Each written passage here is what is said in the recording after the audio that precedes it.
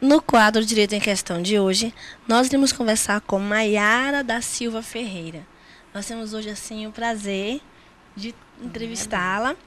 Ela que é pessoa com deficiência física decorrente de um erro médico ocorrido na hora do parto. Tem 28 anos de idade, é bacharel em Direito, formou-se em 3 anos e meio. É ex-servidora pública do Ministério Público concursada. É servidora pública concursada hoje do Tribunal de Justiça, no cargo de analista processual. Ela é tricampeã roraimense de xadrez nos Jogos Escolares, 7 vezes campeã do concurso de poesias do SESI. Adora sair com os amigos e cantar. É bailarina da Academia Masterclass. Vereadora eleita com 2.223 votos, é muita coisa. Maiara, bom Acabou dia. também. É um prazer muito grande falar com você. E eu gostaria de, primeiramente, te perguntar como você consegue fazer tudo isso e ainda prestar um serviço voluntário de atendimento às pessoas com deficiência e idosos. Bom dia, Dolane. Bom dia aos telespectadores da TV Ativa. Minha vida sempre foi assim. Os amigos dizem que se eu parar, se diminuir o ritmo, eu vou adoecer. Então, esses dias eu estava até uma loucura, dizendo, eu não aguento. Eu não aguento não, né? Não aguento. Mas eu digo, gente, eu vou ficar louca, tem que ser 3. Mas tu gosta. Ontem mesmo um amigo do TJ disse, tu gosta disso. Então, é isso. O serviço voluntário de assessoria jurídica que eu realizo foi uma forma que eu encontrei de estender o trabalho que eu realizava dentro do Ministério Público. Saindo de lá, não tinha mais as armas da promotoria, vamos dizer assim, né?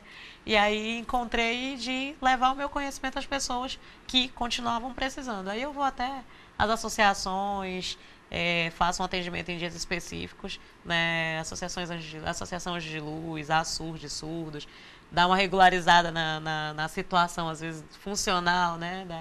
Da associação, dúvidas de aposentadoria, LOAS, benefício. E essa foi a minha forma de dar continuidade a tudo isso. Que bom. E assim, eu tive o prazer de ser professora. É isso que eu ia dizer, Maiara. bacharel em Direito e ex-aluna sua. Verdade, era uma grande aluna, né? Obrigada. E assim, é um exemplo de superação. Assim, pra mim, você nem não sabe disso, talvez, mas assim, nossa, sou sua fã, zona mesmo, porque superou muita coisa, superou questões que pessoas hoje, em situações que não têm deficiência, não conseguem superar. E isso é um exemplo a ser seguido por muitas pessoas. Você já foi muitas vezes, pra mim, um grande exemplo. Obrigada. E eu queria perguntar agora, qual é a nomenclatura correta? Às vezes eu não sei como chamar. Portador de deficiência, né? Portador de necessidades especiais, pessoa com deficiência, qual é o nome correto a ser chamado? As pessoas têm muita dúvida quanto a isso. Até porque tem umas pessoas que se ofendem de uma forma, outra questão já é a questão mesmo jurídica, vamos dizer assim, de como chamar corretamente. Então, a ONU, ela veio alguns anos atrás e resolveu esse problema, colocando, né, como norma, na verdade, convencionando que o nome correto ficou sendo pessoa com deficiência. Existe até uma explicação para isso. Que como normalmente os direitos são respeitados, as pessoas não são, os deficientes de uma forma geral não são encarados como pessoas capazes, como pessoas, como cidadãos, eles convencionaram da seguinte forma, que se utilizaria o nome pessoa, para lembrar que se tratava de uma pessoa, que não era só uma pessoa, um portador, um objeto, um animal, sei lá, enfim. Então, utilizaria o nome pessoa com deficiência, ou seja, uma pessoa que possui uma deficiência. É que o nome portador, ele caiu em desuso porque o portar, ele parece que você carrega, que é uma coisa que ou é um fardo que você carrega, ou é uma coisa que você também tira e põe. Então, eu sempre uso para explicar, assim, para todo mundo entender. Então, você tem de arma, de um monte de coisa. É verdade. Deficiência eu não acordo hoje hoje eu vou deixar a deficiência em casa. Então, é uma coisa inerente a mim. Aí acabou se convencionando. Então, necessidade especial, isso foi um termo que a educação criou, porque tem algumas necessidades especiais na sala de aula, mas não é o termo hoje correto. Ainda se utiliza o portador de deficiência por conta da Constituição, ainda é aceito. Mas hoje, para você dizer estou falando correto, é pessoa com deficiência. Né? Nós às vezes queremos falar de forma que a pessoa não se sinta ofendida, né? Nós escolhemos as palavras. E muitas pessoas também ouvem falar sobre a questão da acessibilidade. O que vem a ser essa acessibilidade? Quando a gente fala acessibilidade, todo mundo pensa já na rampa. Isso é normal. Aí tem gente, até proprietário de lojas, que diz assim, pode ir lá na minha loja que ela é acessível. Porque ele botou uma rampa. Pra mim tá ótimo, a princípio. Mas aí você vai usar um vestiário, ele não comporta a cadeira de roda. Você chega um deficiente visual, as pessoas não estão capacitadas para atender, ele vai ficar horas e horas lá em pé, esperando alguém tomar a iniciativa de conduzir ele, de explicar, de perguntar o que ele deseja. Chega um surdo, não consegue dizer o que ele deseja porque ninguém entende a língua dele. Então a gente começa a perceber que não é só arquitetônica. Não se resume a uma rampa. Existem vários tipos de acessibilidade, dentre eles o de informática, que é a acessibilidade de sites que você possa, para que o deficiente visual possa clicar e ouvir, né, através de um programa, tudo que contém na página. Existe a acessibilidade, como eu falei, de comunicação, que envolve também a de informática, mas comunicação, que é a capacitação de Libras, porque hoje um deficiente chega num hospital e não consegue dizer nem o que está sentindo. E existe, eu acho que é a mais importante de todas, a acessibilidade humana, que falta em muita gente. Verdade. E com relação ao caixa eletrônico, como é que funciona a questão da exclusividade quando um portador de deficiência chega no caixa eletrônico? Os bancos acharam de criar seu próprio sistema, né, contrariando a lei.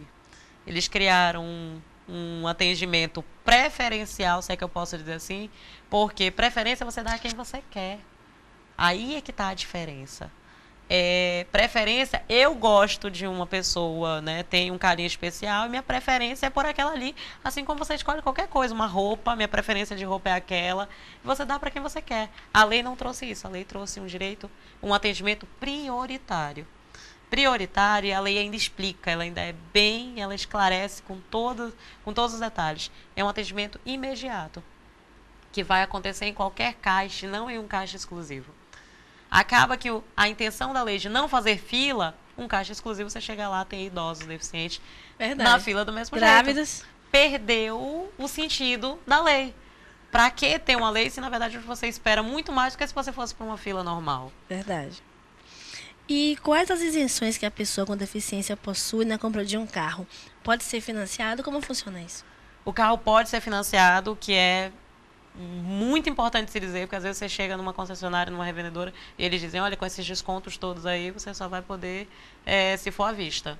E aí acaba que inviabiliza a lei de novo. Nossa. Né? Inviabiliza a compra de novo, porque fica mais barato? Fica, mas é um valor muito alto para quem muitas vezes vive de um benefício, né, de um salário mínimo.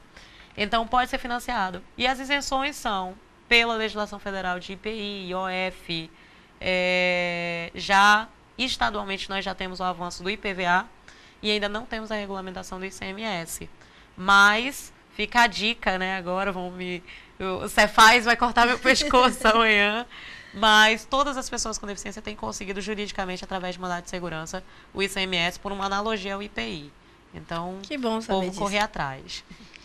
E com relação a provas, concursos, como funcionam assim, os direitos? Quais os principais direitos nessa questão de prova e concurso? Isso é sempre um problema. Eu digo de experiência própria porque são coisas que eu utilizo, mas deficiente de uma forma geral, deficiente visual tem o direito à prova em braille, ou um ledor, como a gente chama, uma pessoa para ler a prova. O deficiente auditivo tem direito a intérprete de Libras, com tempo adicional, todos eles. Né? O deficiente físico, como no meu caso, pela falta da mobilidade das mãos, por escrever mais lento, um tempo adicional de prova, que é, na verdade, calculado não pela empresa, mas por um médico específico, ortopedista. Isso já aconteceu alguma vez? Eu já utilizei. Mas porque você exigiu? Porque eu exigi. Nossa, eu já cheguei a fazer prova, Dolane, com uma oficial de justiça dentro de uma sala, para garantir que todos os direitos iam ser garantidos, porque já tinham sido negados. Pra você ter ideia. A história é longa. Mas as pessoas, claro que buscando a justiça, podem Na justiça. Não precisa também a tanto, mas você faz um requerimento, apresenta um laudo com esse cálculo de tempo E o tempo, normalmente, hoje as empresas já têm até colocado 1 hora de tempo adicional, se caso você precise, comprove. Mas às vezes esse 1 hora não é suficiente. Então quem vai calcular isso é seu médico, você vai utilizar o seu direito para poder fazer realmente uma prova em pé de igualdade. Porque senão acaba ele tendo uma desvantagem com relação aos outros candidatos, o que vai ferir, com certeza, o princípio da igualdade, não é isso? E ainda com relação ao concurso público, o deficiente aprovado, ele pode ser desclassificado pela junta médica? Não. Existe um decreto de 5296 que ele regulamenta justamente isso. Que assim como qualquer outra pessoa, o deficiente ele só pode ser desclassificado pelo estágio probatório. Porque aí diz assim, Maiara, tem gente que diz assim, como assim? Um deficiente visual agora vai se inscrever para ser motorista e a gente vai ter que deixar ele lá para ele passar pelo estágio probatório? Na verdade, não, porque ele não vai ter habilitação. Então, existem primeiro os requisitos legais documentais e depois, uma vez apto dessa forma, passando por esses trâmites normais, ele vai passar para o estágio probatório. O que acontece muito é que vou novamente dar um exemplo meu. A falta de mobilidade nas mãos, qualquer perícia médica vira e diz assim, ela não consegue digitar. E eu consigo digitar. E às vezes até com muito mais agilidade do que outras pessoas. Então não vai ser um médico, a princípio, que vai dizer se eu consigo digitar ou não. Eu vou ter que mostrar isso na prática. E aí, o estágio probatório, na verdade, é quem retira, desclassifica, né, na verdade, tira do trâmite do serviço público. O médico nenhum, a princípio, pode. Então, porque o que acontece muito é os deficientes dizerem, eu fiz, quando eu cheguei na junta médica, eles disseram, não, você não vai poder. Nós conhecemos casos de juiz. Um deficiente visual passou para juiz e a junta médica falou que não ia poder, porque ele ia ter que analisar todos os processos lendo. Então, o senhor vai ter que ler para analisar o processo, o senhor não pode assumir o cargo. E aí? E aí ele entrou com mandado de segurança, conseguiu, se manteve, hoje já não está mais sob júdice, porque hoje existem milhares de tecnologias. Com certeza. Não tem cabimento. Então, por isso que eu digo, às vezes a questão médica é muito fechada. E hoje a gente vive, a pessoa com deficiência, de uma forma geral, vive para ultrapassar barreiras. Com certeza. E essa é uma forma de demonstrar. Nós estamos agora numa fase em que está tendo muitos concursos, né, previstos. Então, quem é portador de deficiência fica de olho em seus direitos para que não sejam violados. Lembrando que concurso estadual são 10% de vagas que às vezes não colocam. E aí o federal não, ele já é de 5% a 20%. Que pode então, ser pode. Normalmente variável. só dá uns 5, né, amiga? Aí vamos para a minoria, né? Vamos para o que é o mínimo. Tem uma situação assim muito interessante no país inteiro com relação à vaga de estacionamento para o deficiente, né? A pessoa chega e está ali, não tem onde estacionar, tem uma vaga de deficiente, está apressado. Como é que funciona isso? Eu costumo dizer que aí é quando a gente entra naquela acessibilidade humana que eu falei. As pessoas acham que a sua pressa é maior do que a dos outros, né? Você não pode esperar. Os ditos normais, vamos dizer assim, normalmente se utilizam da vaga porque não podem se atrasar 1 minuto, andar mais 1 minuto, andar mais meio metro. Mas nós que chegamos depois temos que esperar. Então, hoje é regulamentado pelo CONTRAN, na verdade, que é o Conselho Nacional de Trânsito. E existem umas carteiras padrões, que aqui em Boa Vista é emitida pelo SMTRAN. Pode ser feito o cadastro lá no antigo terminal do Caimbé. E aí você leva um laudo médico, cadastra para poder ter a carteira. Não adianta, eu sou bem rígida. Aí diz assim, não, mas é um deficiente que está nesse carro. Eu digo, se ele não tiver a carteira, não adianta. Porque você não tem, os próprios fiscais têm dificuldade de saber se é um deficiente ou não é. Então, uma vez regulamentado, eu até brincava, dizer multa, depois ele vai lá e recorre. Se for deficiente, vai recorrer. Porque fora que aqui em Boa Vista existe uma tradição muito grande de se estacionar em calçada. Não é só a vaga reservada, não. É em calçada. Então, a orientação para as pessoas com deficiência que queiram fazer o uso do seu direito é retirada da carteira. E aos demais é a gente pedir realmente, ou então vai ter que pesar no bolso. Eu tô aí para fiscalizar. Tá certo. E com relação a transportes públicos, a gratuidade interestadual, como funciona essa questão? Muita gente não tem conhecimento. Não tem.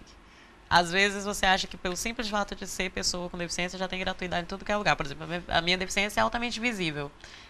Mas mesmo assim nós precisamos entrar, existe uma regulamentação, uns critérios para isso, que é, em Boa Vista, o municipal, que é como é que é o nome? Falhou. Mas eu vou lembrar, que é o Sindicato de Transportes de Roraima, né?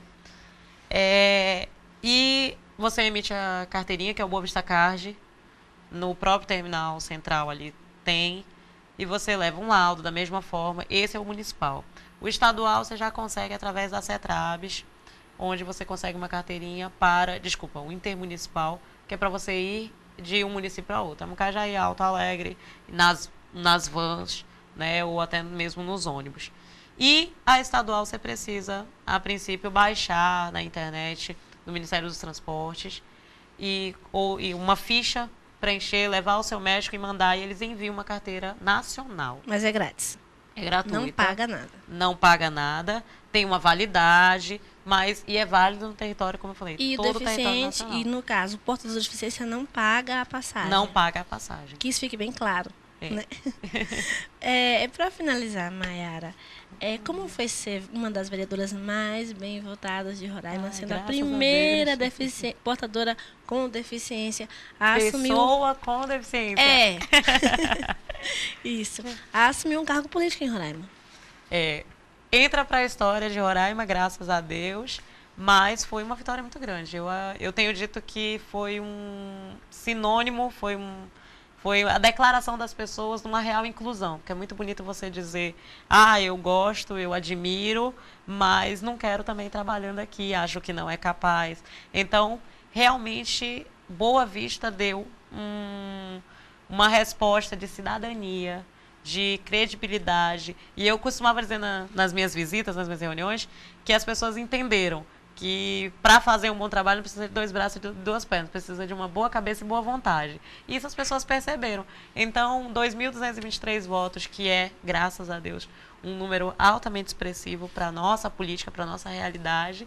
E como eu digo assim, para mim é com muita satisfação poder hoje dizer que vou poder representar Boa Vista, mas não só para as pessoas com deficiência, sabe, Dolane? Eu costumo dizer que trabalhar para a pessoa com deficiência é trabalhar para o futuro de qualquer pessoa. Porque eu espero que todo mundo chegue à maioridade, à idade, ou seja, a ser idoso. E aí as deficiências vêm por consequência. Então, uma cidade acessível é uma cidade para o futuro. E é essa cidade que eu quero trabalhar. Eu quero parabenizar você. Obrigada. Por ser essa pessoa maravilhosa, por ter superado tantas situações e ter chegado onde chegou. Assim, fiquei muito feliz com sua vitória. Obrigada. E gostaria de dizer também que foi um grande prazer entrevistar você hoje aqui no quadro de Eu Tenho Questão. Fica o convite para voltar mais vezes, tá bom? Foram esclarecidas muitas dúvidas e nós voltaremos na próxima quarta-feira com mais um quadro Direito em Questão.